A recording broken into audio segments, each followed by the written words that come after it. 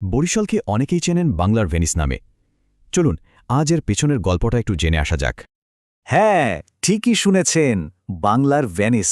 বেশ রোমান্টিক একটা নাম, তাই না? কিন্তু প্রশ্ন হল, কেন এই নাম? ভেনিসের সাথে বরিশালের মিলটা আসলে কোথায়?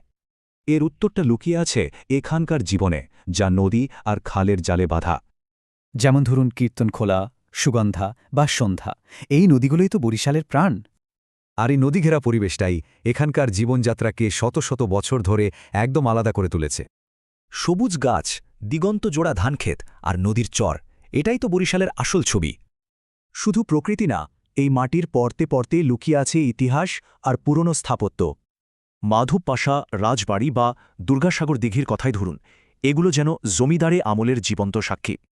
ইতিহাস তো শুধু দালান কোঠায় না, এখানকার মানুষের হাতেও জীবন্ত। যেমন ধরুন শাখা শিল্প।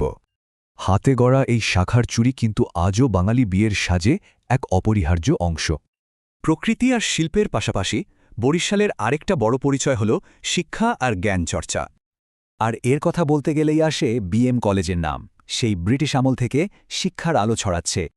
কত যে নামকরা শিক্ষক, উকিল, লেখক আর রাজনীতিবিদ এই কলেজ থেকে বেরিয়েছেন।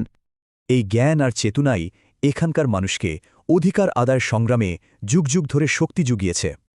কৃষক আন্দোলন হোক বা মুক্তিযুদ্ধ, নৌযুদ্ধের কৌশলে বরিশাল সবসময় ছিল সামনের সারিতে। তবে বরিশালের ঐতিহ্য শুধু অতীতেই নয়, বর্তমানেও এখানকার জীবনে পুরোপুরি মিশে আছে। এককালে নৌকা থেকে আজকের স্টিমার বা লঞ্চ, জলপথই এখানকার জীবনের মূল স্পন্দন। আর খাবারের কথা কি বলবো, ইলিশ, নারকেল, পিঠা, এসবের স্বাদ তো এখানকার বাতাসেই ভাসে।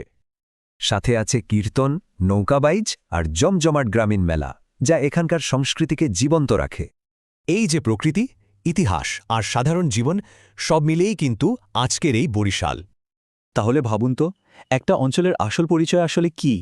তার নদী, ইতিহাস, নাকি তার মানুষ?